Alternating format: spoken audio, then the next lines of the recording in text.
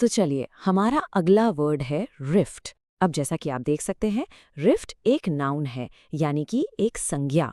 और ना इसके दो बड़े इंटरेस्टिंग मीनिंग्स हैं। एक तो मतलब है दोस्ती या किसी भी रिश्ते में आई एक बड़ी सी दरार या अनबन। और दूसरा बिल्कुल सीधा साधा मतलब है किसी चीज में, जैसे जमीन में आई हुई एक दरार या क्रैक। तो चलिए कुछ एग्जाम्पल से देखते हैं कि इसको अलग अलग सिचुएशंस में इस्तेमाल कैसे करते हैं। तो सबसे पहले पर्सनल रिलेशनशिप्स की बात करते हैं। सोच के देखिए, दो भाई हैं, उनके बीच किसी बात पर बहस हो जाती है और वो बहस इतनी बढ़ जाती है कि उनके रिश्ते में एक गहरी सी दरार पड़ जाती है। बस इस दरार या अनबन को हम रिफ्ट कहते हैं। इंग्लिश में इस सिचुएशन को हम ऐसे बोलेंगे, the argument caused a deep rift between the two brothers. अब देखिए, ये जो रिफ्ट है, ये सिर्फ पर्सनल रिश्तों तक ही सीमित नहीं है। ये बड़े बड़े ग्रुप्स में भी हो सकती है। मान लीजिए एक पॉलिटिकल पार्टी है, उसने कोई नई पॉलिसी लाई और उसको लेकर पार्टी के अंदर ही मतभेद हो गया। पार्टी दो गुटों में बंट गई।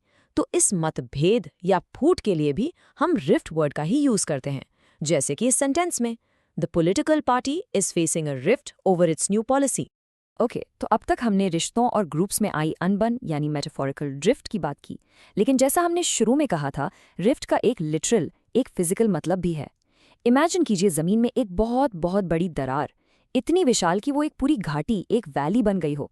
बिल्कुल, अफ्रीका की ग्रेट रिफ्ट वैली इसका सबसे फेमस एग्जाम्पल है। Geologist studied the great rift valley in Africa. और हाँ, ये वर्ड आपको सिर्फ एग्जाम्पल्स में ही नहीं बल्कि रियल लाइफ में भी, खासकर न्यूज़ हेडलाइंस में बहुत दिखेगा। जब दो देशों के बीच किसी बात पर तनाव बढ़ता है तो मीडिया अक्सर इसी वर्ड का यूज करती है। जरा इस हेडलाइन को देखिए, diplomatic rift widens between nations after trade dispute.